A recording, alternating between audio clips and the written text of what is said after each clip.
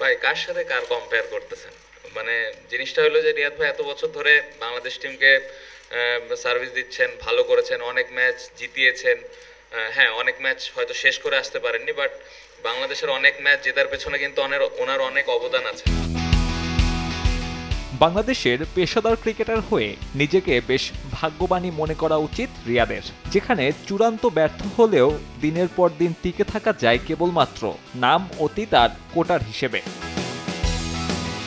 ব্যর্থ বিশ্বকাপ শেষে ভারতের মাটিতে নতুন দিনের শুরু করতে পারত বাংলাদেশ। হার কিংবা জয়, অন্তত ক্রিকেটটুকু খেলার সম্ভাবনা ছিল। তবে টিম ম্যানেজমেন্টের জন্য এটা স্রেফ ফেয়ারওয়েল মঞ্চ। তাই তো ধারাবাহিক ব্যর্থ আর অফ ফর্মে থাকা রিয়াদ এখনো সুযোগ পেয়ে যাচ্ছেন প্রথম একাদশে। অথচ বিশ্বকাপ শেষেই তার বিকল্প খোঁজার সময় পেয়েছিল টিম ম্যানেজমেন্ট। আফগানিস্তান ম্যাচের বিতর্কিত কাণ্ডের পর পাক্কা ৩ মাস। এই ৩ মাসে এইচপির ব্যানারে অস্ট্রেলিয়ায় টপ এন্ড টি-20 সিরিজ, মিরপুরে সাদা বলের ক্যাম্প আর প্রস্তুতি ম্যাচ।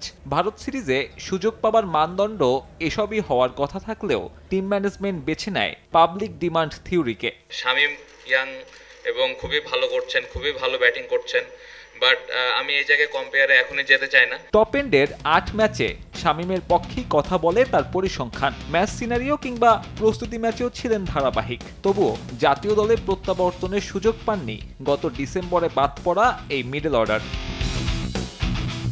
2026 বিশ্বকাপের কথা চিন্তা করলে বাজিয়ে দেখা যেত মাহফুজুর রাব্বিকেও। যুব এশিয়া কাপ জয়ী অধিনায়ক 150-র কাছাকাছি রানের পাশাপাশি 4 উইকেট আর 7-এর নিচে ইকোনমি।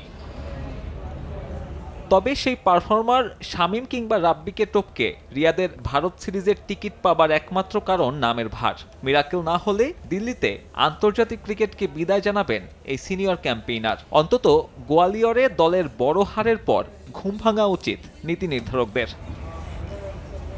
সাব্বির মিথুন, সময় সংবাদ।